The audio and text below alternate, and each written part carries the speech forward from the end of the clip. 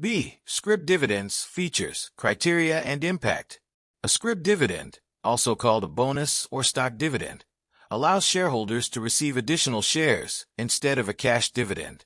This method is commonly used when a company wishes to retain cash within the business while still rewarding shareholders.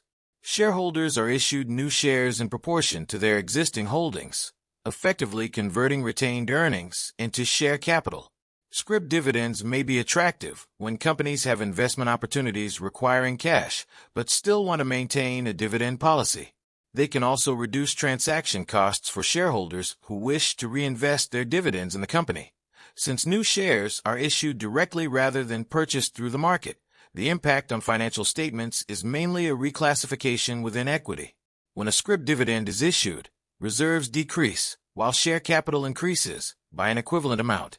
Total equity remains unchanged because no cash leaves the business. Consequently, the company's capital structure and gearing ratio remain largely unaffected. However, the number of shares in issue increases, which typically leads to a reduction in the share price and earnings per share, EPS. This dilution occurs because the same total company value is now spread across a greater number of shares. Despite this change in share price and EPS, the overall economic value of the company remains the same.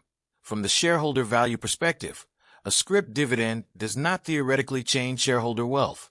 Although shareholders hold more shares after the issue, each share represents a smaller proportion of the company's total value. As a result, the share price adjusts downward to maintain the same total investment value. The main advantage for the company is that cash is retained for reinvestment in the business, potentially supporting growth opportunities or strengthening liquidity. However, shareholders may perceive the increase in shares as dilution, and future dividends may be spread across more shares. Therefore, management must communicate clearly to avoid misunderstandings about the economic impact of the scrip dividend.